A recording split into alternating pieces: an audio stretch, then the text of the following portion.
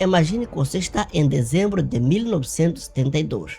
O governo de um país europeu jura de pé juntos, diante de toda a imprensa mundial, que uma determinada região africana ou aldeia africana simplesmente não existiu. Eles diziam que o local não está no mapa e os nomes são inventados, e qualquer história que aconteceu lá é apenas propaganda de guerra. Mas quando os políticos falavam em Londres, o chão de uma pequena localidade de Moçambique estava coberta de cinza e sangue. O que vou te contar hoje não é apenas sobre um crime de guerra, é sobre como uma das polícias secretas mais temidas da história usou informação falsa para aterrorizar uma tragédia. Por que o governo português tentou apagar uma ideia inteira de mapa? E como é que um grupo de padres estrangeiros conseguiram furar o bloqueio de uma ditadura para contar ao mundo o que os olhos humanos não deveriam ter visto? Prepare-te, porque o que vais ouvir agora desafia a versão oficial, que foram ensinadas durante há décadas na sua escola. Tudo será revelado. O que você sabia não é a verdade.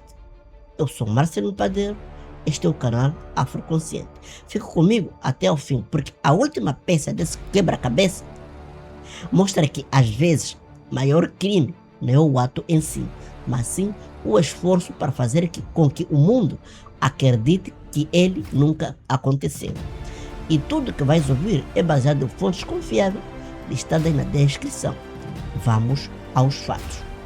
Para entender o Wiriam, precisamos entender o clima de 1972 em Moçambique. A guerra pela independência já durava quase 10 anos.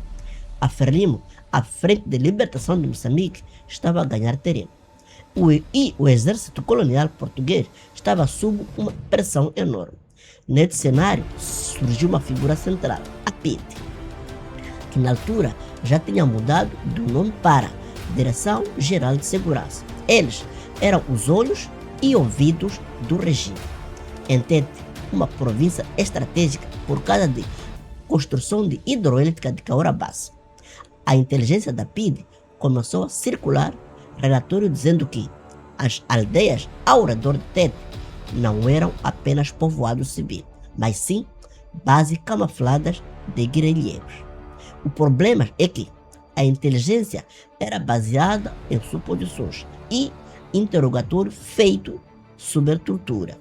Eles criaram uma narrativa de que a Wiriam era um centro logístico da resistência. No dia 16 de dezembro, a ordem foi dada: limpar a área. O que aconteceu a seguir foi uma operação militar contra pessoas que estavam apenas a viver sua vida, a cultivar sua terra. Depois de percebermos como o palco foi montado através de relatório de espionagem, ficou uma dúvida: como é que uma operação militar dessa magnitude foi executada no terreno? É o que vamos detalhar já a seguir, ao olhar para as forças de elite enviada para a aldeia. A unidade escolhida para a missão não foi uma unidade qualquer, foram os comandantes, a elite das elites, sob Operação Marrosca. Eles chegaram de helicóptero. O que os documentos mostram, especialmente o trabalho do historiador moçambicano Mostafa Dadá, é que não houve um combate e não houve troca de tiro entre exércitos. O que houve foi uma entrada violenta em povoações como Shaola, Wiriam e Juá. O relatório de sobreviventes, guardados por anos no arquivo histórico de Moçambique, descrevem cenas que parecem saída de um filme de terror. Pessoas foram reunidas no centro da aldeia. A inteligência dizia que ali estavam os terroristas, mas o que soldados encontravam eram simplesmente mulheres, crianças e idosos. Mas mesmo assim, a ordem de limpeza foi cumprida. Houve massacre. Estima-se que cerca de 400 pessoas perderam a vida no único dia. E aqui entra o ponto mais polêmico. Como é que os soldados ternados não pararam ao ver que as vítimas eram civis? A resposta está na desumanização promovida pela propaganda da época. Mas se a ordem era não deixar testemunhas, como é que o mundo inteiro ficou a saber. E o próximo passo da nossa história é revelar os heróis improváveis que arriscaram tudo para contar a verdade. Portugal achava que o segredo estava bem guardado. Moçambique estava fechado pela censura, mas o que eles não contavam eram os padres burgueses. Eram missionários espanhóis que viviam perto da zona do massacre. Eles começaram a ouvir os relatos dos sobreviventes que fugiram pelas matas. Padre Vicente Berenguer e outros colegas não ficaram calados. Eles começaram a documentar tudo, nomes, idade e a forma como as pessoas morreram. Eles sabiam que, se autoridades portuguesas descobrissem, eles seriam expulsos ou presos. E foi exatamente isso que aconteceu. Mas antes da sua saída, eles conseguiram enviar esse relatório para fora do país. Esses papéis chegaram às mãos de um padre historiador britânico chamado Adrian Hastings. No dia 10 de julho de 1973, meses depois do massacre, o jornal londrino The Times publicou na primeira página: massacre em Moçambique. Foi uma bomba atômica diplomática. Portugal, que estava prestes a celebrar uma aliança com a Inglaterra, de repente o mundo descobriu que o exército português tinha dizimado uma aldeia inteira. O impacto foi tão grande que o governo português entrou em pânico, em colapso total. Mas como se nega algo que está oficialmente documentado? No próximo bloco, vamos ver a guerra de mentira que se seguiu para disfarçar a realidade. A reação do regime de Marcelo Caetano foi rápida e agressiva.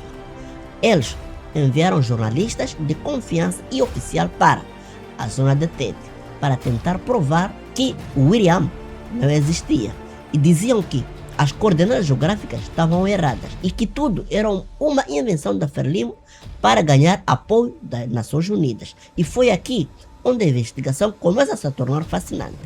Documentos revelados anos depois mostram que, internamente, o exército português fez uma investigação secreta. O relatório do oficial militar Jorge Jardim confirmava que o massacre havia acontecido, ou seja, o governo sabia da verdade. Mesmo assim, mentiam para o mundo. Tentaram usar mapas falsos para desfazer a narrativa real, alegando que o Uriano foi um nome falso. Este foi o primeiro sinal de fake news na altura.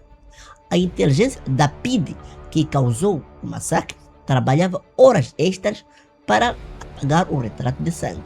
O mais terrível é que essa negociação durou até depois da queda da ditadura de Portugal. Mas o que aconteceu com os responsáveis? E o mais curioso, o que o Uriam significa para Moçambique hoje? Vamos analisar a consequência final dessa história. O massacre de Uriam acelerou o fim do colonialismo. A pressão internacional tornou-se insuportável.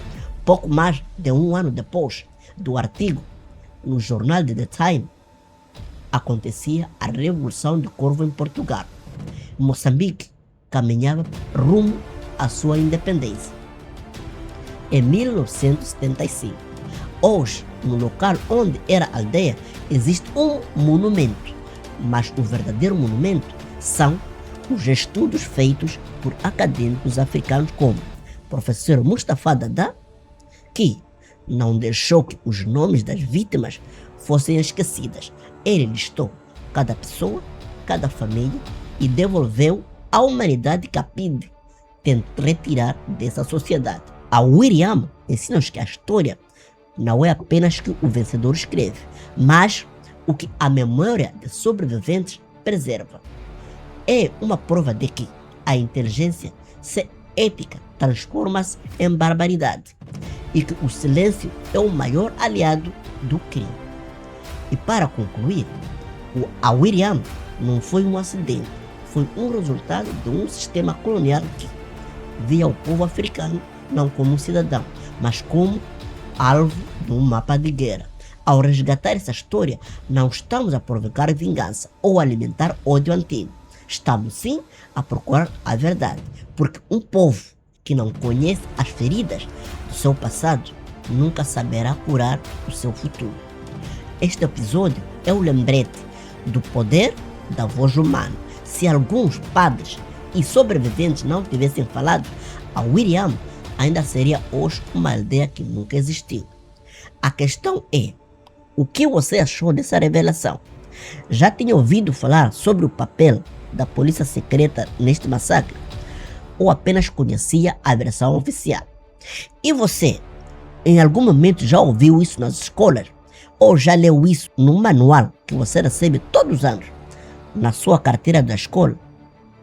Bem, deixe seu comentário aqui embaixo, porque a tua opinião é fundamental para trazermos essas histórias, e se esse conteúdo fez diferença para ti, então não deixe de se inscrever no canal, deixe seu like, partilhe esse vídeo, porque a história de África precisa de ser contada por nós, não por eles.